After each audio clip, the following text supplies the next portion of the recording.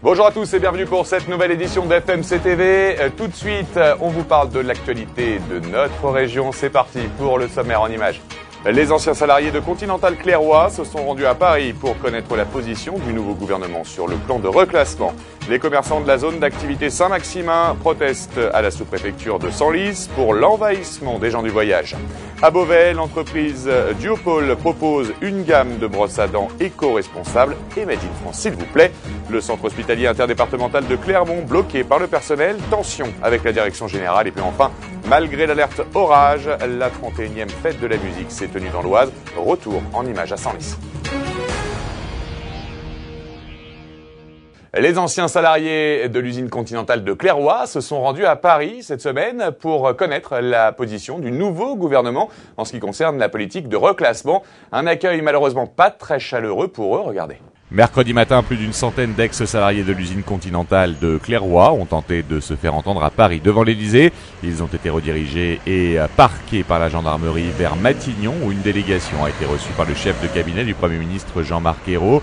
À la sortie, la déception se faisait sentir.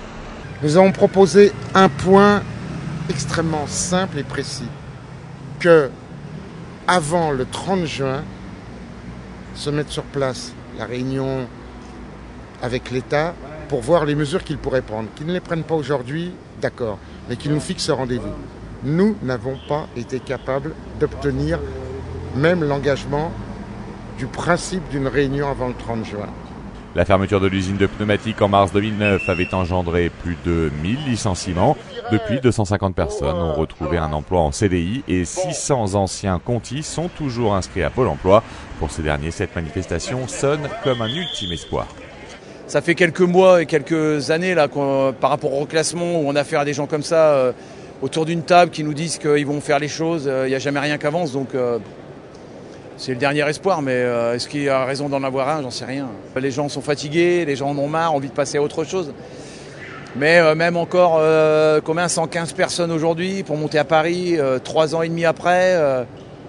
Il y a beaucoup de luttes qui sont actuels, qui aimeraient avoir des mobilisations comme ça. Prochaine échéance pour les Conti, le 25 juin prochain, avec le délibéré du tribunal des prud'hommes de Compiègne sur le licenciement non justifié de 500 salariés de l'usine.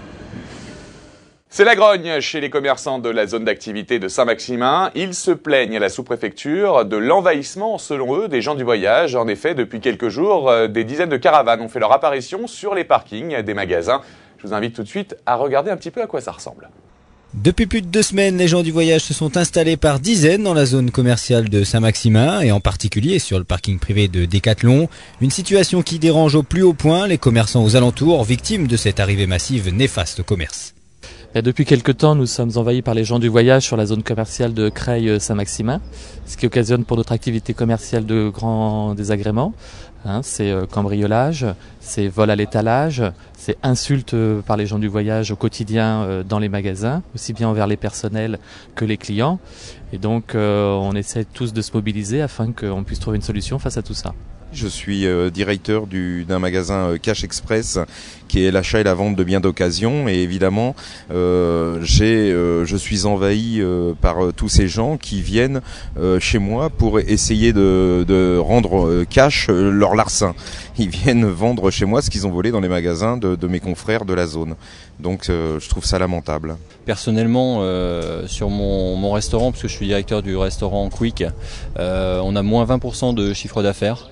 On a une clientèle qui fuit et en parallèle, j'ai des emplois qui sont d'ores et déjà touchés puisque j'ai mis fin à 5 périodes d'essai. Face à cela, les membres de l'association des commerçants de Saint-Maximin ont décidé de réagir et ils se sont rendus devant la sous-préfecture de Senlis pour manifester leur mécontentement. Reçus par la sous-préfète et soutenus par le maire de Saint-Maximin, les directeurs et gérants de magasins n'ont toutefois pas pu obtenir de certitude quant à l'amélioration de la situation. Je pense qu'on a dû être entendu par madame le sous-préfet, il n'y a aucun doute.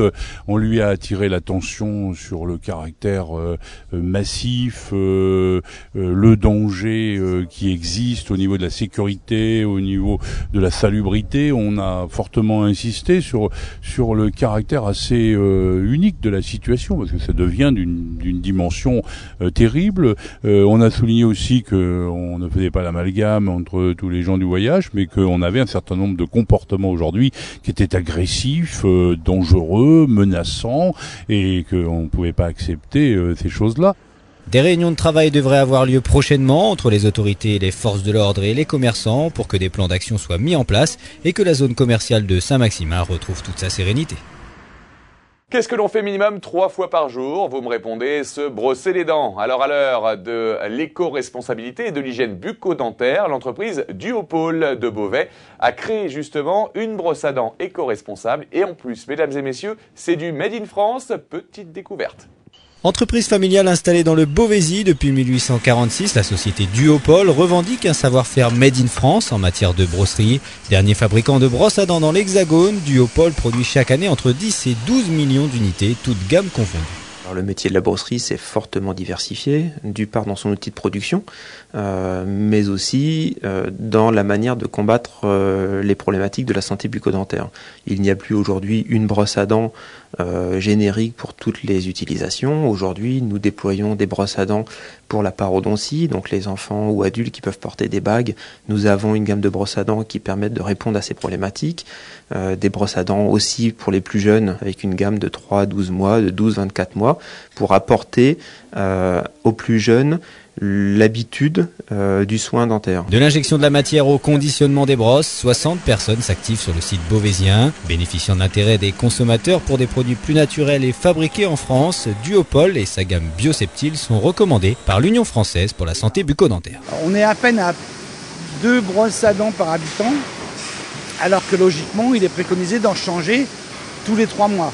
Maintenant, ce qu'il faut savoir, c'est qu'il n'y a pas de règle. Dès que votre brosse à dents commence à perdre des fibres, il faut la changer.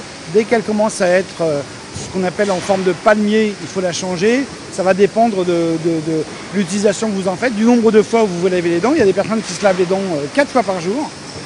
En moyenne, on est plutôt sur 2 fois par jour.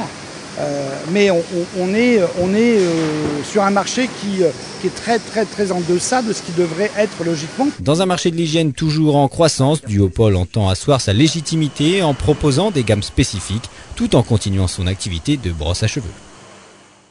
Le centre hospitalier interdépartemental de Clermont a été bloqué dernièrement par le personnel. Vive tension avec la direction. Le nerf de la guerre, c'est bien évidemment l'argent. Alors que va-t-il se passer et surtout comment tout cela va se décanter? Réponse tout de suite. Cette semaine, les salariés du centre hospitalier interdépartemental ont manifesté leur mécontentement sur le site de Clermont en bloquant l'accès des bâtiments et en contraignant la direction générale à la négociation.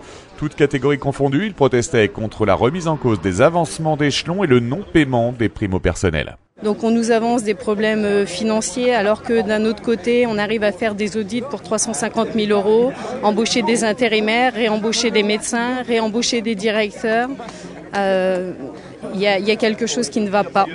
Et le problème, c'est que c'est toujours le petit personnel qui paye, parce que pour l'instant, les seuls qui sont touchés, c'est les services techniques, les services, enfin toutes les catégories A, B et C. Malgré un engagement financier de l'État, le CHI peine à se restructurer pour atteindre les objectifs imposés par les restrictions budgétaires. La direction est allée à l'encontre des décisions prises en commission paritaire avec les représentants du personnel. Il y a des conditions de travail qui sont de plus en plus difficiles, puisqu'effectivement, pour permettre ces économies, l'administration réduit les effectifs, les départs en retraite ne sont pas remplacés, ce qui fait qu'actuellement, quand vous aviez dans une unité 4 ou 5 agents qui prenaient en charge 30 patients, aujourd'hui il ne se retrouve plus qu'à 3. Au total, le centre hospitalier interdépartemental emploie plus de 2800 personnes, en plus de 133 médecins. Dans de nombreux départements français, la fête de la musique a été gâchée, mais chez nous, nous sommes passés juste à côté. Malgré l'alerte orage, cette 31e fête de la musique a pu avoir lieu dans l'Oise. Nous étions notamment à Senlis. Petit rappel des faits, regardez. Bye bye love, bye bye happiness, hello loneliness, I think I'm gonna cry. Bye bye love, bye bye sweet caress, hello emptiness, I feel like I could die. Better head on with your head.